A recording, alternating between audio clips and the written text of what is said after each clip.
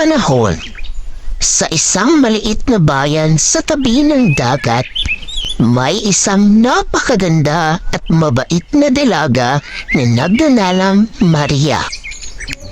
Siya ay kilala sa kanilang bayan dahil sa kanyang maputing balat, mahaba at maitim na buhok, at ang mga mata na tila'y kumikislap sa tuwing siya'y ngumingiti. Maraming kalalakihan ang nahuhumaling kay Maria.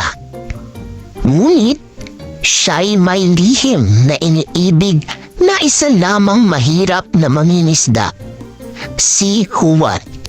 Isang araw, dumating ang isang makapangyarihang diwata sa bayan. Nagpakita ito sa harap ni Maria at inalok sa kanya ang kayamanan at kapangyarihan kapalit ng pag-iwan kay